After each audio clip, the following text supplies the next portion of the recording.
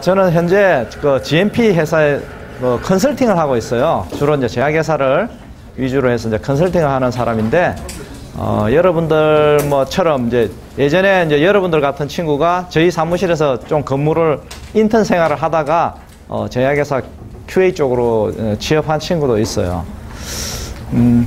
혹시 안양 사는 친구 있나요? 안양. 그 친구는 안양, 저희 이제 사무실이 군포인데 안양요 근처라서 이제 군포하고 안양은 거의 붙어 있거든요. 제가 좀 저 밑에 지방에 살다 와서 사투리가 좀 심해요. 이해해 주시고 좀 들어주시기 바랍니다.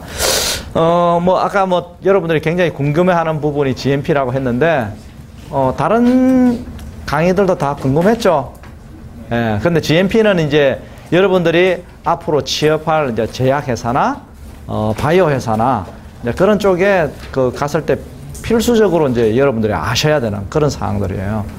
그렇기 때문에 이제 오늘 하고 이제 다음 주에 한 3시간, 오전 3시간 좀 이 내용이 좀, 분량이 좀 돼서 여러분들이 그 시간에 전부 다를 다 제가 알려드릴 수 있을지는 조금, 시간이 조금 촉박하긴 해요.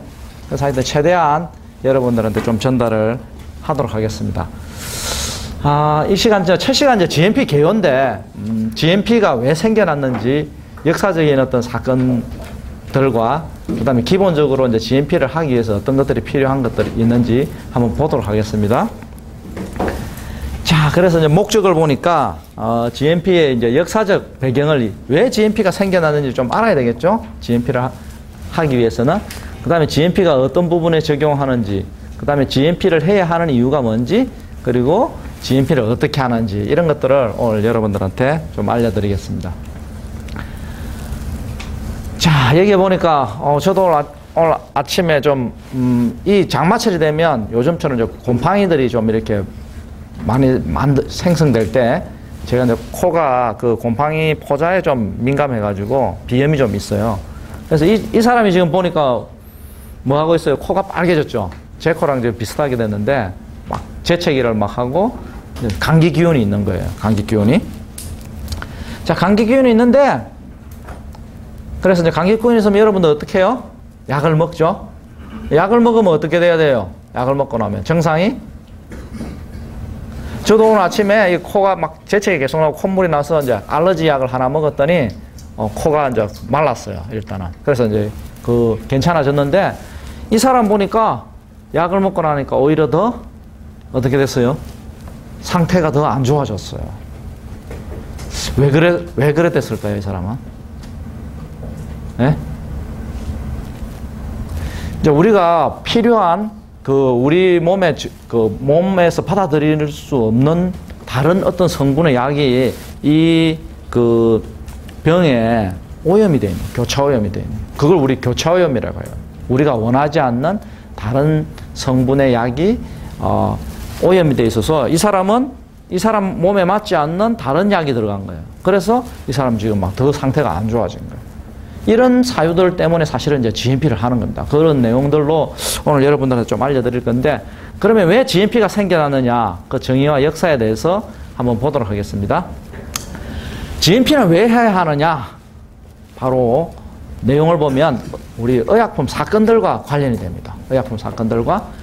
그래서 보면은 여기 지금 코카콜라 있죠. 코카콜라. 여러분들이 지금 아주 좋아하죠. 코카콜라 먹다 보면 어떻게 돼요? 이게 중독이 돼요. 코카콜라가.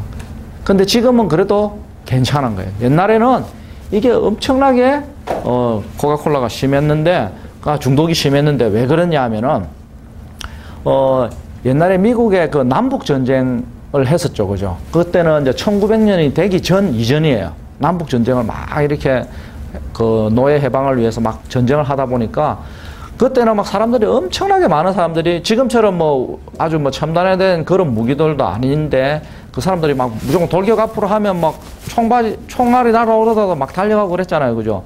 그래서 그러다 보니 그 사람들은 어떤 사람들이 많았냐면 부상자들이 굉장히 많아요. 부상자들이.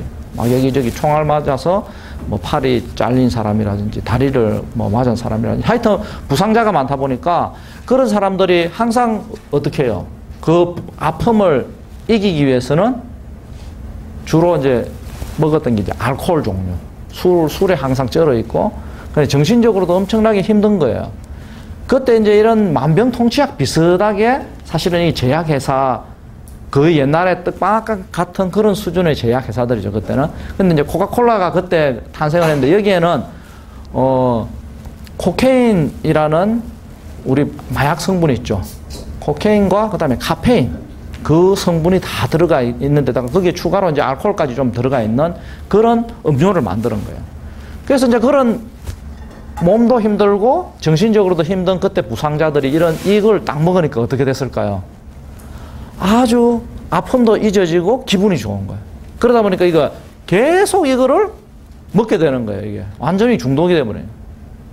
그러다 보니까 이제 그 미국 FDA에서 이게 이제 The Pure and Drug Act라는 데가 이제 미국 지금 현재의 FDA의 어찌 보면 전신이죠.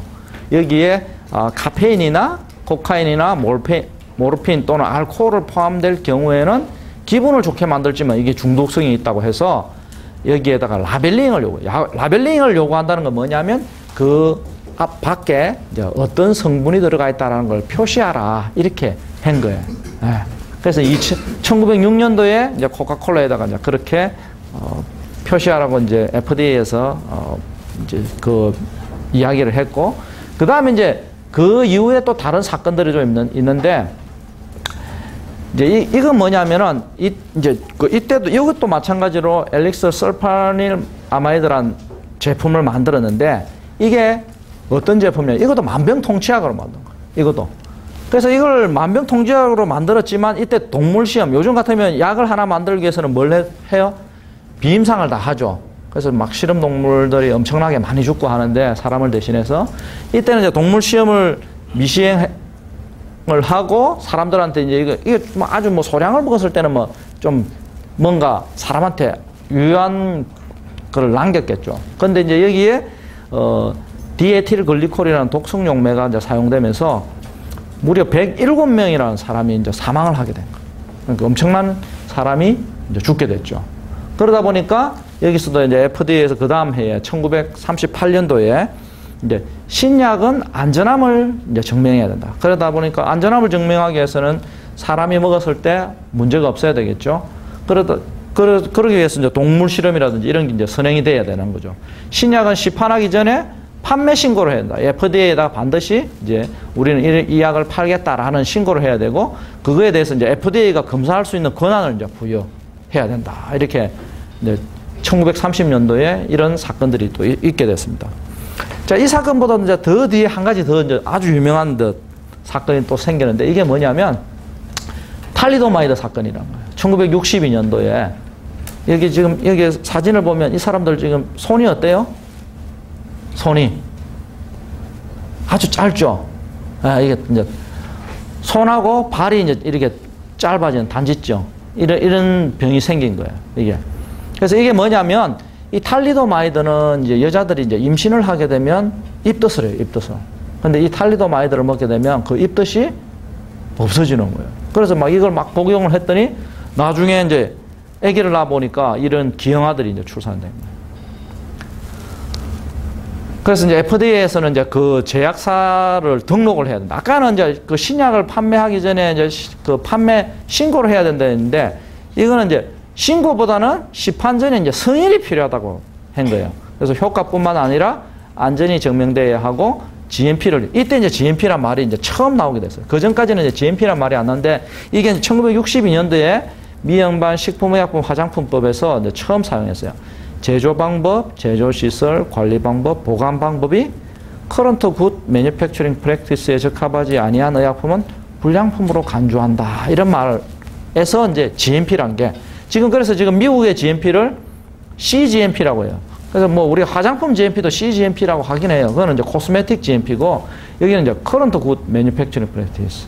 Current라는 현행의 어떤 우수한 의약품 제조를 해야 된다라는 그런 내용이다. 그러니까 Current란 뭐냐면 법들이 항상 새롭게 개정이 되는 거예요. 그래서 최신의 법을 적용을 해야 된다는 거예요. GMP에서는. 이해되시나요? 네, 이때 이제 처음으로 GMP란 말이 사용되면서 전 세계적으로 이제 GMP가 이제 시작된 겁니다. 그래서 이제 여기에 보면은 GMP는 Good Manufacturing Practice의 약자입니다. 그래서 우수한 의약품을 환자에게 제공하기 위해서 제조 전반의 모든 행위를 법적으로 규정하고 있는 우수 의약품 제조 및 품질 관리에 관한 기준을 GMP라고 이렇게 이해하시면 되겠습니다. 이런 뭐 용어의 정의는 여러분들이 좀 알아놓으시는 게 좋겠죠? 기본적으로 우리가 GMP를 배웠다 하면 GMP 용어가 뭔지는 알아야 여러분들이 앞으로 이제 회사 생활하는데 도움되게 될 겁니다. 자, 우리나라의 GMP는 언제 생겼느냐? 그래서 이제 우리나라 GMP를 한번 볼게요. 우리나라는 이제 의약품 제조에 관한 게 1977년도에 이제 공표가 되었습니다. 그리고 1992년부터 이제 의무화가 됐는데, 공표는 했지만 GMP를 의무화하지는 못했어요. 왜냐하면 그때는 이제 우리나라의 제약회사 수준들이 굉장히 낮았어요. 아까 제가 뭐 미국 그 초기에 뭐 코카콜라 공장이나 떡방앗간 수준이라고 했는데 우리나라도 비슷했어요. 그래서 이제 그 전에는 아주 이제 이렇게 제대로 된 GMP 규정은 이게 거의 이제 일본에 있는 규정을 이제 우리가 번역해 가지고 우리나라에 들여와서 공표를 했지만 실제적으로 실시를 한 것은 1992년 5월부터 이제 의무화를 하게 됐습니다. 자, 이렇게 했지만 이 의무화를 했지만 이때는 GMP 수준이 굉장히 낮았습니다. 그래서 불과 사실은 얼마 되지를 않았어요. 2008년부터 우리나라가 이제 새 GMP로 개정을 하면서 이제 이게 거의 이제 국제적인 수준의 어떤 GMP 수준으로 올려서 이제 개정을 했습니다. 그래서 이제 2008년부터 이제 새 GMP로 개정을 하면서 이제 밸리데이션이라는 부분이 여기 이제 도입이 되고 2011년 12월에 이 새 GMP를 한 번 더 개정을 했어요. 조금 더 개정을 해가지고 이제 픽스를 준비를 한 거죠. 그래서 2014년 07월에 우리나라가 이제 픽스라는 것은 뭐냐면 유럽에 있는 의약품 실사 상호 협력 기구입니다. 그래서 유럽에서 이제 픽스를 가입을 하게 되면 이제 유럽에 우리가 진출하기가 쉬운 거죠. 그러니까 안 그러면 유럽 각국 나라마다 다 우리가 이제 실사를 다 받고 해야 되는데 지금같이 이제 픽스가 가입이 되어 있는 상태에서는 그렇게 유럽의 각 나라마다 따로 실사를 받을 필요는 없어요. 단지 이제 그 커스터머는 그 회사 제품을 사갈 때 아무리 픽스가 가입이 되어 있다 하더라도 그 회사 제품을 사갈 때는 항상 나가서 이제 그 공급자에 대해서 이제 인스펙션을 하기는 합니다. 하여튼 이 픽스를 가입함으로 해서 이제 유럽이나 이런 뭐 일본이나 이런 데도 다 픽스가 가입되어 있기 때문에 그런 나라에 진출하기가 훨씬 더 이제 쉬워졌다는 거죠. 그다음 이제 여러분들이 또 이제 가고 싶어 하는 이제 그 뭐 삼성 바이오로직스나 아니면 이제 셀트리온 같은 그런 회사들은 이제 생물학적 제재입니다. 그래서 이제 갈수록 이제 옛날에는 케미칼 뭐 그다음에 이제 의약품을 만들 때 우리가 천연물에서 주로 이제 추출을 해서 그걸 좀 이제 변형을 시켜서 이제 주로 케미칼 의약품이나 추출 의약품이나 여기서 이제 시작이 되었는데 그런 약들만 가지고는 이제 한계가 있는 거죠. 그러다 보니까 이제 생물학적 제재를 통해서 또 이제 제품을 많이 생산하게 되는데 그거에 또 관련된 기준은 이 KGMP 기준에다가 GMP 기준에다가 추가로 이제 생물학적 제재에 대한 기준을 더해서 이제 그 여러분들이 나중에 운영을 하셔야 돼요. 그래서 이거는 2000년 6월에 이제 제정이 됐고, 그 다음에 2012년 7월에 생물학적 제재 등에 대한 GMP 해설서가 나오고, 2014년에 한 10개정, 이렇게 해서 생물학적 제재에 대한 부분이 나와 있습니다. 규정이. 그래서 각국의 이제 GMP 규정들이 이렇게 있는데, 뭐 이건 이제 여러분들이 그냥 참고로 언제 생겨났다, 이런 것들을 뭐 보시면 되겠죠. 그래서 보면 뭐 60년대 CGMP가 이제 생겨났고, 그 다음에 각 나라별로 WHO나 나라별로 이렇게 이제 규정들이, 근데 이 규정들은 사실 우리나라도 지금 픽스에 가입되어 있는데 유럽이나 미국이나 뭐 우리나라나 일본이나 크게 GMP 규정은 차이는 나지는 않습니다. 단지 이제 그 나라의 그 규정을 어떻게 받아들이고 그걸 운영하느냐에서 약간의 차이들은 있어요. 자, 우리나라 사람들은 기록을 하고 그 다음에 우리가 그 하는 업무들에 대해서 바로 일을 하고 바로 기록하고 이러는 게 굉장히 우리나라 사람들은 좀 어찌 보면은 그런 부분에 습관화가 안 돼 있어요. 근데 이제 유럽 사람이나 이런 때 미국 사람 이런 사람들은 자기가 한 일에 대해서 바로 기록하고 이런 게 굉장히 습관화가 잘 돼 있어요. 그래서 뭐 물론 이제 여러분들은 이제 지금 여러분들 세대에서는 좀 달라졌겠죠. 저희랑 또 달라져서 이제 그런 부분에 습관화나 이런 게 잘 돼 있을 수 있을 것 같은데 하여튼 그런 차이들 때문에 사실 GMP 규정은 거의 유사한데 이제 실제적으로 뭐 이 나라에서 한 부분들을 뭐 잘 못 믿겠다. 특히 이제 중국이나 이런데 그죠? 중국은 이 보이는 데서는 좀 하는데 보이지 않는 데서는 이게 제대로 하질 않는 거예요. 그런 문제들이 있었거든요. 우리나라도 옛날에는 마찬가지였죠. 그래서 하여튼 이런 이제 규정들이 언제 생겨났는지는 여러분들이 한번 참고로 보시면 될 것 같습니다. GMP 규정은 다 비슷하다고 보시면 되고, 자, 의약품 개발 과정은 여러분들이 뭐 이미 다른 강의 시간에 배웠을 수도 있는데, 아까 전에 우리 앞에서 봤었지만, 새로운 어떤 물질이 나오면 이제 주로 이제 GLP에서 보는 부분들은 거의 이제 독성에 대한 부분들을 많이 본다. 물론 그 부분이 약효를 발휘하는지에 대해서도 확인을 하지만, 이제 그 부분이 약이 안전한지 그거에 대한 독성들을 주로 많이 시험을 하게 되고, 그 다음에 이제 그 두 번째 이제 임상에서는 이제 요때는 동물을 가지고 이제 시험을 하게 되는 거고, 그 다음에 임상에 넘어가게 되면 이제 그 사람 주는 이제 환자들 있죠. 환자들한테 임상을 하게 되고, 뭐 물론 약의 종류에 따라서 다릅니다. 여러분들 뭐 방학 동안에 학생들 중에서도 아르바이트 하는 친구들도 가끔 있긴 있지 않습니까? 근데 그런 약들은 이제 건강한 사람이 먹었을 때도 크게 이제 문제가 되지 않는 그런 약들은 사용할 수 있지만, 항암제라든지 이런 것들은 여러분들이 이제 뭐 건강한 사람이 먹었을 때도 문제가 될 수가 있는 거거든요. 그렇기 때문에 그런 데 있어서는 주로 이제 환자들한테만 임상으로 이제 진행을 하게 되는 거죠. 그래서 이제 그 다음에 이제 이때 이제 비임상일 때는 GLP, 그 다음에 그 임상일 때는 굿 클리니컬 프랙티스를 해서 임상 시험에 대한 거. 요거는 굿 러버러터리 프랙티스죠. 그 다음에 요거는 이제 GMP, 우리가 실제적인 상용화된 제품, 그걸 이제 생산할 때 GMP를 이제 적용하게 됩니다. 자, 여러분들이 또 중요하게 알아야 될 게 의약품의 특성. 우리가 이제 의약품을 만들면 뭐 케미칼 의약품이든 바이오 의약품이든 간에 의약품은 이제 중요한 게 이 세 가지가 굉장히 중요합니다. 유효성. 유효성은 뭡니까? 약을 먹었는데 아무 효과가 없으면 안 되겠죠. 그죠? 효과가 있어야 됩니다. 그래서 의약품은 인체에 이제 효과가 있어야 된다. 이게 이제 유효성입니다. 효과가 있어야 되고, 두 번째가 안전성. 아까 전에 우리가 뭐 독성 있는 약을 먹어가지고 사람이 죽고 막 그랬는데, 이거는 사용하는데 이제 안전해야 됩니다. 그 다음에 안정성.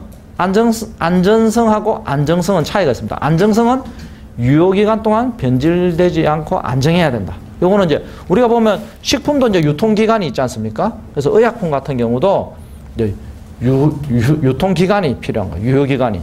그래서 이게 변하면 안 되겠죠. 변해지면 이 약이 이제 변하게 되면 그게 또 독소로 작용할 수가 있기 때문에 그 유효기간 동안은 안정해야 된다. 그래서 이게 의약품의 세 가지 특성입니다. 유효성, 안전성, 안정성. 이것들은 꼭 여러분들이 알아놔야 되겠죠. 그 다음에 이제 바이오 의약품 같은 경우는 이제 방금 이제 그런 의약품에다가 추가로 바이오 테크놀로지 의약품은 유효성이나 안전성, 안정성이 더 불확실성해요. 그래서 이제 최근에 어떤 우리가 그 사건이 하나 있었죠. 코롱 인보사 사건. 그래서 이제 그런 뭐 물론 그게 이제 세포 자체를 이제 다른 부분에 있는 세포를 이용해서 한 건데, 하여튼 이 바이오 의약품 같은 경우는 그런 이제 이런 유효성이나 안전성이나 안정성이 좀 더 불확실합니다. 일반 케미칼보다는. 그러다 보니까 세포 배양이나 세포 조직으로부터 이제 원료를 생산하고 생산 공정 자체가 굉장히 복잡합니다. 그리고 미지의 이제 불순물이, 우리가 모르는 불순물이 존재할 수가 있고, 그러다 보니까 이제 이런 분석하는 이런 부분에 있어서도 이제 새로운 어떤 기술들이 필요하다는 거죠. 그 다음에 이제 여기에서는 또 인체 감염을 취급할 수가 있습니다. 그래서 이제 바이오 세이프티 레벨이 이제 충족이 돼야 되고, 바이오 세이프티 레벨이라 하면 이제 우리 인체에 감염되지 않도록 그 캐비넷이라든지 뭐 바이오 그런 것들, BSC 바이오 세이프티 캐비넷 그런 것들을 이제 사용하게 되거든요. 그것도 이제 종류가 있습니다. 그래서 그런 것들을 해서 오염이나 교차 오염 가능성을 이제 낮게 잘 관리를 해야 된다는 거죠. 그래서 이제 아까 말씀드린 대로 일반 우리 GMP에다가 추가로 균주 관리라든지 세척이라든지 멸균이라든지 이런 폐기 이런 것들을 더 강화를 해야 되고, 그 다음에 이제 이걸 이제 인체 감염을 지적했기 때문에 여기에는 이제 불알화나 제거 공정을 도입을 해야 돼. 그러니까 불알화 시킨다는 거는 그 활성을 가지지 못하도록 완전히 죽여버리는 거죠. 그 다음에 이제 작업원한테도 교육을 더 강화를 해야. 이게 이제 바이오 의약품에는 추가적으로 GMP에다가 요구되는 사항들이 되겠습니다. 자, 그 다음에 이제 GMP 활동은 의약품 또는 이제 생물학적 제재 제품을 개발하고 제조하는 데 있어서 제조업체가 의도하는 약효나 순도나 품질에 적합한 제품을 생산하는 데 있어서 지속적으로 관리하는, 우리 이게 중요합니다. 지속적으로. 자, 한 번만 해가지고 딱 끝나는 게 아니라 지속적으로 관리하는 데 적합한 도움을 주는 게 바로 이 GMP 활동이 되겠습니다. 그래서 GMP에서는 품질 보증을 기본 원칙으로 합니다. 품질 보증. 품질 보증은 퀄리티 어슈어런스라고 하죠. 그러다 보니까 이 GMP에서는 품질이나 안전성, 유효성 이것들은 제품 속에 설계되고 내재되어 있습니다. 이게 바로 이제 최근에 이제 많이 대두되는 QBD란 건데, 퀄리티 바이 디자인. 그래서 제품 속에 설계, 처음에 이제 제품을 만들 때 이 품질이나 안전성이나 유효성을 이제 확보를 해야 된다. 그런 내용입니다. 자, 그 다음에 품질은 제품 검사 또는 시험으로 보정될 수는 없습니다. 예전에는 이제 우리가 이걸 바로 이제 QC라고 하는데, 예전에는 제품을 만들 때 우리가 처음에 이제 들어올 때 그 원료, 사용되는 원료에 대해서 분석을 하고 이상이 없고, 그 다음에 이제 제조 공정을 거치고 최종적으로 이제 제품이 만들어져서 그 제품에 대해서 분석을 해서 이상이 없으면 쉽게 이제 판매를 했다는 거죠. QC에서 이제 적합해가지고 나갔다는 거죠. 근데 그것만 가지고는 이 보증을 할 수가 있죠. 품질을. 그래서 이제 그런 부분들을 다 보증할 수 있도록 하는 게 이제 공정 자체를 이제 보증을 해야 되는 거예요. 그게 바로 QA 업무입니다. QA. 품질 보증. 예. 따라서 제조 공정의 각 단계는 제품의 품질을 최대화하기 위해서 이제 관리되어야 되는데, 이게 바로 이제 요즘은 QA, 더 나아가서 퀄리티 매니지먼트, QM이라고 하죠. 예. 그 다음에 이제 GMP 3요소도 우리가 이제 아까 의약품 특성도 봤는데, GMP 3요소도 이게 중요합니다. GMP 3요소는 뭐냐? 바로 인위적인 과오, 혼동 또는 잘못의 최소화. 우리가 GMP에서 가장 그 문제가 되는 부분은 사실은 사람의 실수예요. 사람이 제일 많이 실수를 하는데, 사람은 일반적인 사람은 몇 번에 한 번 실수를 할까요? 몇 번에? 한 100번에 한 번 정도는 실수를 한대요. 일반적인 사람들은. 100번에 한 번 정도 실수를 하니까, 그래서 이제 GMP에서는 뭘 중요시하냐면 더블 체크. 두 사람이 이제 그거를 확인을 하게 되면 100 곱하기 100 하면 10,000분의 1로 이제 실수를 줄일 수 있다고 합니다. 그래서 이제 그 인위적인 과오를 최소화하는 게 이제 GMP 3요소 중에 첫 번째 요소고, 두 번째는 제품의 오염 및 품질 저하를 방지하는데, 제품의 오염은 미생물 오염이 있을 수가 있고, 이물질이 오염이 될 수가 있고, 교차 오염이 있을 수가 있어요. 자, 교차 오염은 뭐냐? 아까 앞에 제가 처음에 그 사진을 보면서, 그림을 보면서 말씀드렸죠. 교차 오염은 다른 제품이 섞여 들어가는 걸 교차 오염이라고 해요. 네. 그러니까 우리가 원하는 의약품이 아니라 거기에 다른 제품이 일부 섞여 들어가는 것을 교차 오염이라 합니다. 미생물 오염은 거기에 이제 뭐 우리가 주사제 같은 경우 균들이 오염되는 거죠. 그 다음에 이제 이물질 같은 경우는 주사제의 뭐 그 필터에서 나오는 거라든지, 아니면 주사제 실린지 고무전에서 떨어져 나오는 거라든지, 뭐 그런 것들이 이제 이물질이 될 수가 있어요. 하여튼 두 번째가 그래서 이제 제품이 오염되거나 품질이 이제 저하되는 것을 방지하는 게 두 번째 요소가 될 거고, 세 번째는 고도의 품질 보증 체계를 확립하는 게 세 번째 GMP 3요소 중에 세 번째 요소입니다. 자, 그러면 이 인위적 과오는 어떻게 해야 인위적 과오를 할 수 있느냐?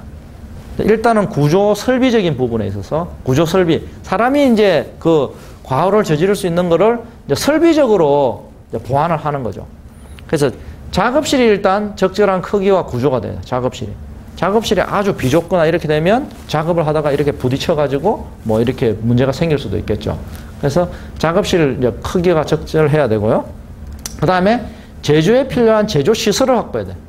여기 뭐 충전기라든지 뭐 조제실이라든지 뭐 이런 하여튼 그 필요한 시설, 방들이 다 있어야 돼요. 그래서 예전에는 하나의 방에서 여러 가지 일들을 막 하다 보니까 그게 이제 교차오염이나 이런 문제가 생기는 거예요. 그래서 지금은 하나의 작업에는 하나의 방에서만 실시를 해야 되고, 이제 연속된 작업일 경우에 또는 이제 뭐 아주 이제 클로즈드 시스템으로 외부에 노출 안 되는 작업일 경우에는 그 여러 작업이 동시에 이제 진행될 수는 있어요. 그 다음 이제 포장 작업대 사이에 뭐 적절한 칸막이 간격. 그러니까 이것도 아까 교차오염의 문제인데, 포장을 하는데 다른 제품하고 막 같이 막 포장을 하다 보면 이게 섞여버릴 수가 있다는 거죠. 그래서 이제 그런 것들을 사람이 이제 실수하지 않도록 칸막이라든지 간격을 다 둬야 된다는 거죠. 그 다음 이제 조직이나 관리적인 측면에서는 이제 제조관리 부서하고 품질관리 부서를 독립하고 각각 책임자를 이제 지정해야 됩니다. 그 다음에 표준 작업 지침서를 작성하고 이를 준수한다. 그 다음에 중요 공정에 대해서는 아까 전에 사람의 실수를 방지하기 위해서 이중 점검을 한다고 했죠. 그 다음에 제조 작업은 순수에 따라 진행하고 정확하게 이제 기록을 해야 되고, 그 다음에 제조 기계의 진행 상태를 표시한다. 이건 뭐냐면 지금 현재 그 제품이 생산되고 있는 그 기계에다가 어떤 제품, 몇 번째 로또 이런 것들이 생산되고 있는지를 이제 표시를 해놔야 그 인위적인 과오를 안 하겠죠. 작업원에 대한 교육과 훈련을 철저히 한다. 그래서 이제 그 여러분들이 항상 오늘도 뭐 이렇게 교육을 받지만 그 GMP를 하기 위해서는 아마 회사에 이제 들어가시게 되면은 계속 이제 교육을 받으실 거예요. 그래서 그거에 대해서 이제 GMP에 대해서 운영하는 부분에 있어서 잘 알아야만 여러분들이 실수를 안 한다는 거죠. 그래서 인위적인 과오를 최소화하기 위해서 반드시 교육과 훈련이 이제 필요하다는 거죠. 자, 두 번째가 이제 품질 저하 및 오염 방지인데, 구조 설비적인 측면에서 보면 작업실을 전용화한다.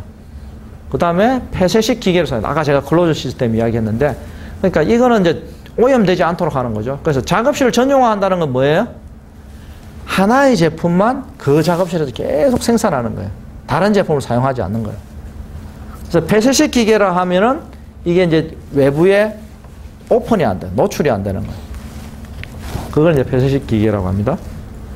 그 다음에 작업소 및 보관소의 청정공기 공급. 청정공기 공급은 이제 우리가 다음 시간에 그 배울 내용인데, 공조 시스템. 우리가 지금 보면 뭐 집에서 공기청정기 막 쓰죠? 그 다음에 냉난방기 쓰고, 그 에어컨도 쓰고 하죠. 그죠? 그런 게 복합적으로 되어 있는 게 바로 우리가 공조 시스템이라는 거예요. 그래서 작업실이나 보관소에 이제 이 청정공기 공급하고 온습도를 이제 조절해주는 시설이 되겠습니다. 그 다음에 이제 공기 또는 제품 상호간에 의한 오염 방지 시설. 그래서 이제 제품 상호간의 오염 방지를 하기 위해서는 이것도 마찬가지로 이제 공조 시설에서 우리가 배울 건데, 뭐 차압을 둔다든지, 차압을. 그런데 지금은 뭐 여기서 그 차압이 어떤 내용인지 잘 몰라도 상관없어요. 하여튼 그런 방지하기 위한 그거는 이따가 나중에 공조에 가서 자세하게 설명드릴 거예요. 그 다음에 청소 및 소독하기 쉬운 작업실의 재질. 작업실 청소하기 쉽게 하기 위해서는 주로 이제 우리가 스테인리스 스틸이라든지 뭐 이런 것들을 주로 사용하게 되고, 그 다음에 그 청소하기 좋은 구조 설비로 하기 위해서는 지금 우리가 여기 벽면이 보면 바닥하고 벽면이 마주치는 부분이 어떻게 되어 있어요? 딱 직각으로 이렇게 만나죠. 저 구석이 청소하기 쉬울까요? 어려울까요? 구석에 먼지가 끼어들어가면 어렵잖아요. 그죠? 그래서 이제 우리 제약에서는, 제약이나 바이오 회사에서 요 바닥면이 항상 라운드를 저기 해요. 그래 해야만 쉽게 먼지를 제거할 수가 있겠죠. 혹시 쌓이더라도. 그 다음에 지금처럼 우리 여기 창문 보시면 창문 털이 있죠. 그죠? 턱이 있죠. 근데 제약에서는 이제 그런 턱이 없어요. 창하고 벽면하고 이렇게 일자로 딱 붙어 있는 거예요. 그래서 이제 그게 오염이 이제 먼지가 그게 쌓이지 않도록 그런 구조로 되어 있는 거예요. 그래서 무균실의 미생물 오염 방지 시설. 그런 이제 주로 이제 헤파 필터나 이런 것들을 가지고 하고, 그 깨끗한 공기를 이제 공급하게 돼서 오염을 방지하지 않도록 하게 하는 거죠. 자, 조직 관리적인 측면에서는 제조 위생관리 담당자와 보관관리 담당자를 이제 지정을 해야 됩니다. 그다음에 표준 지침서에 따라서 작업실 및 기계기구를 청소, 소독하고, 그 다음에 작업원에 대한 위생관리를 합니다. 작업원 위생관리는 이제 개인위생관리. 여러분들이 이제 화장실 갔다 오면 손 철저히 씻어야 되고, 그 다음에, 여기에 뭐 왜 작업실 출입을 제한한다는 그런 내용도 있는데, 작업실 출입할 때는 갱의 절차를 거쳐요. 갱의 절차. 그래서 그런 갱의 절차는 이 다음 시간에 이제 동영상으로 여러분들이 제가 갱의하는 거에 대해서 막 아무리 입으로 설명을 해도 잘 이해가 안 될 수 있죠. 그래서 그건 동영상으로 볼 거예요. 동영상으로 보면 더 쉽게 이제 이해하실 수 있을 거예요. 그래서 두 번째가 이제 품질 저하 오염 방지 부분이고, 세 번째가 이제 품질 보증 체계를 수립하는 겁니다. 그래서 구조 설비적인 측면에서는 제조 공정의 흐름에 맞는 작업실 및 기기 기구에 합리적으로 배치해야 됩니다. 자, 이거는 뭐냐면 제조 공정이 이렇게 쭉 한쪽으로 흘러가야 돼요. 공정이. 근데 이게 이리 갔다 저리 갔다 막 이렇게 왔다 갔다 하게 되면 안 되겠죠. 그래서 이제 배치를 할 때 이게 한쪽으로 쭉 흘러갈 수 있는 그런 배치를 하는 게 중요하고요. 그 다음에 오염 방지를 위한 통로의 합리적 설정, 사람이나 물류. 그래서 이제 원료나 제품이나 반품이나 이런 것들, 이게 이제 뭐냐면, 머터리얼 에어락이라든지, 그 다음에 퍼스널 에어락이라든지, 그래서 통로들을 별도로 해야 돼요. 그리고 이제 물류 흐름이라든지 사람의 동선들을 이제 확보를 해야 되는 거죠. 그 다음에 로또 관리가 가능한 제조 기계의 설치. 이게 로또가 연속적으로 계속 이게 되면 안 되고, 이게 1번 로또, 2번 로또, 3번 로또가 이렇게 관리가 가능한 그런 기계 구조가 돼야 돼요. 그 다음에 이제 적절한 크기의 실험실과 실험 장비의 확보. 그래서 이 제품을 만들게 되면 우리가 그걸 충분히 실험할 수 있는 시험실이 있어야 되겠죠. 그리고 장비들도 있어야 된다는 거죠.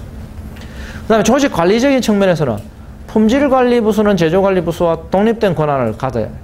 이게 굉장히 중요한 겁니다.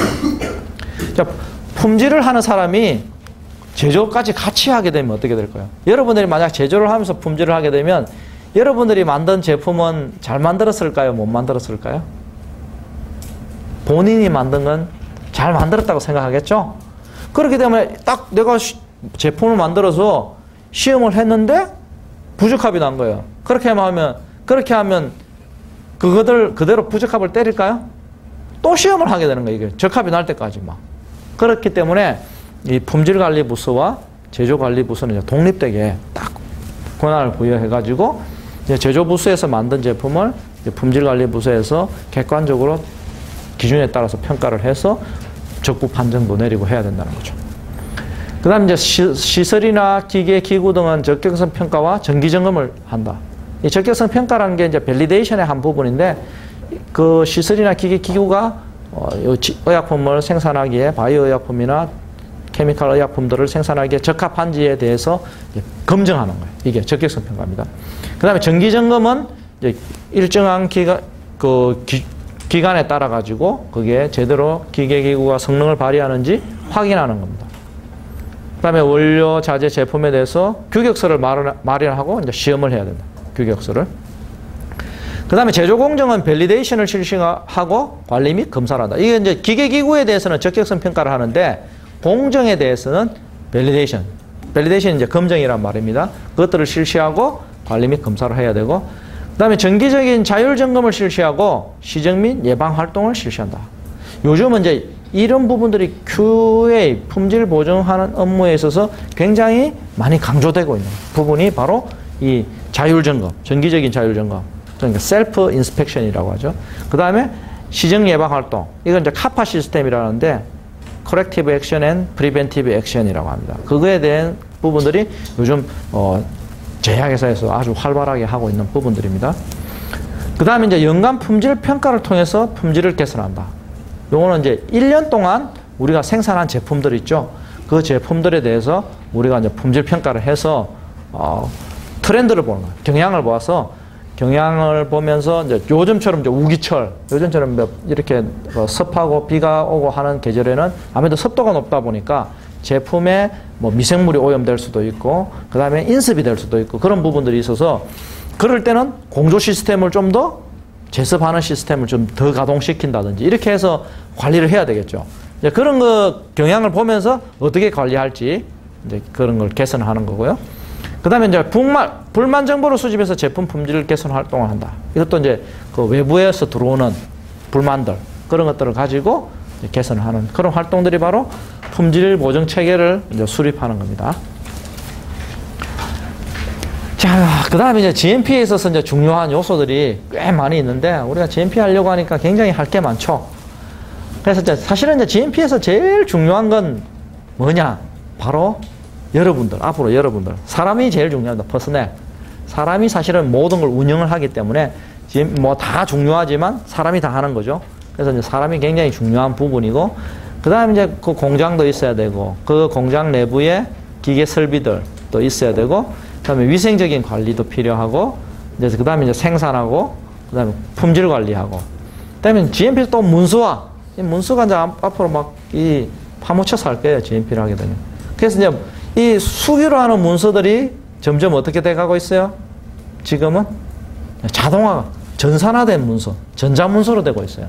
그래서 이제 그런 것들은 이제 좀 더 여러분들이 좀 더 쉬워지는 부분인데, 그러니까 예를 들어서 이제 우리가 제조 기록서 같은 경우 제조를 하면 항상 제조 기록서란 걸 작성을 하게 돼 있는데, 그것도 이제 요즘은 이제 전산화돼 있어가지고 전자화돼 있습니다. 그래서 여러분들이 다 아이디가 등록이 돼 있는 거예요, 회사에. 아이디 등록돼 있으면 내가 이제 가서 그 터치 스크린에 작업자 이제 아이디를 넣는다든지, 아니면 뭐 다른 그 뭐 지문을 인식한다든지, 이렇게 해서 이제 내가 인식이 되면 이제 그 작업에 들어가게 되는 거예요.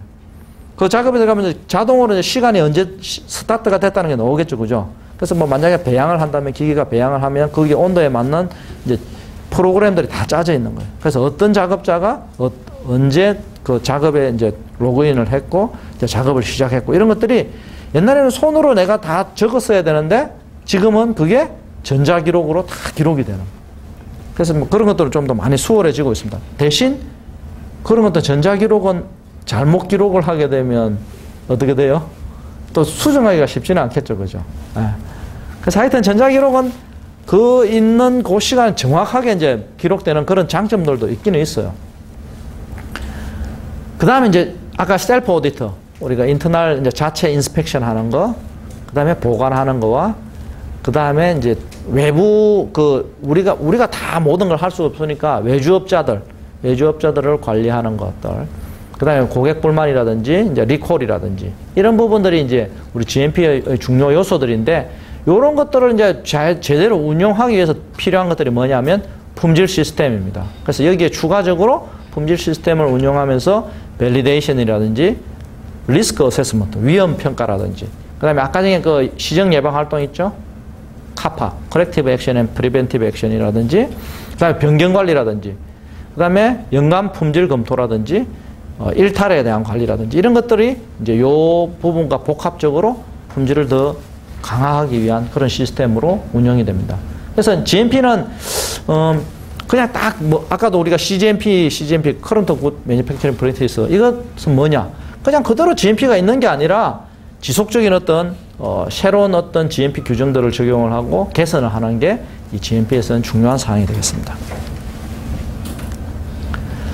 자, 그래서 이제 두 번째로는 이제 GMP를 앞에까지는 이제 GMP의 이제 역사적인 배경과 GMP의 기본적인 이제 뭐 요소들, 이런 것들을 지금 봤는데, 왜 이제 GMP를 해야 하느냐? 두 번째는 한번 그걸 보겠습니다. 그냥 우리가 약이기 때문에 GMP를 해야 된다. 약은 이제 건강한 사람한테 사용되는 게 아니라 환자라고 하면 몸에 이제 심신이 막 아까 전에 미약하고 지금 이제 보통 건강한 사람에 비해서는 아주 이제 힘든 상태죠, 그죠? 그러다 보니까 이 약이 이제 부적절하게 사용되면 아까 앞에서도 봤듯이 독이 될 수가 있습니다.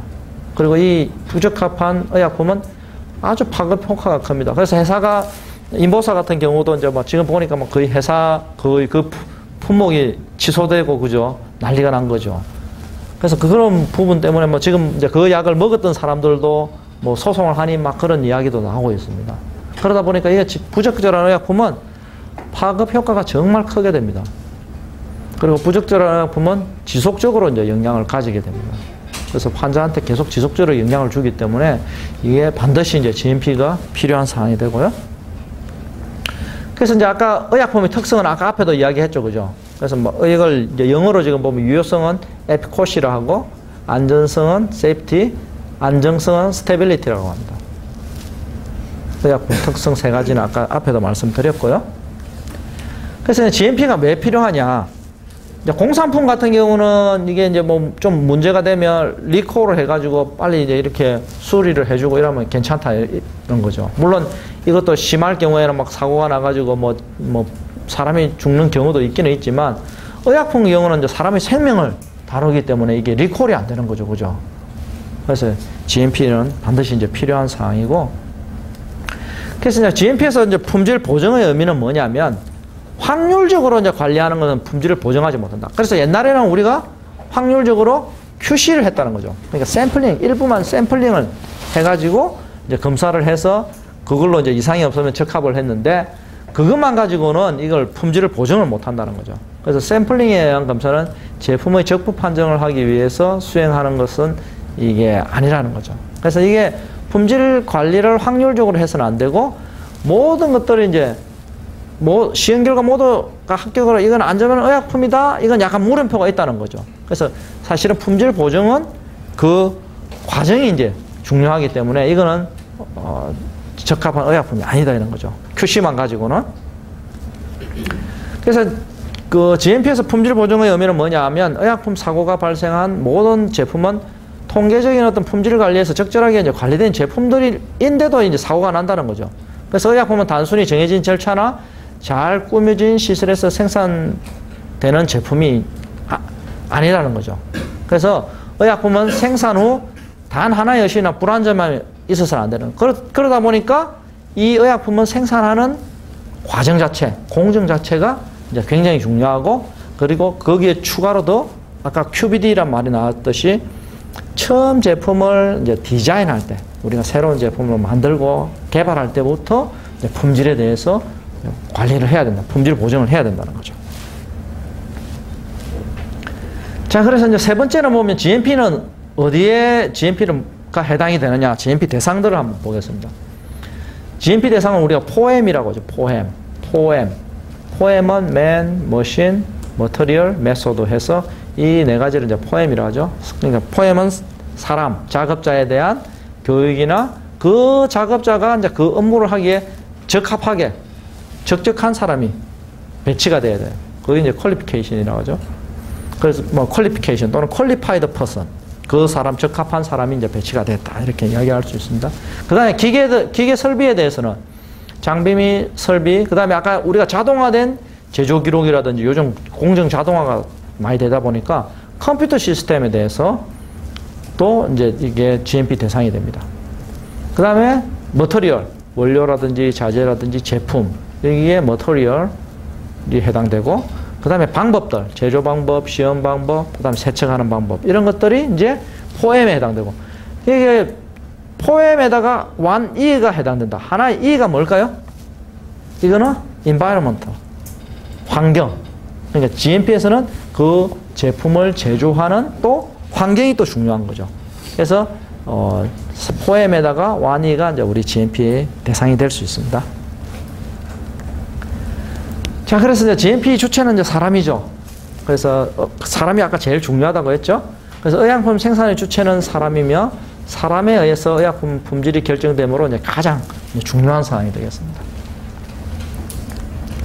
그 다음 이제 기계류들, 머신.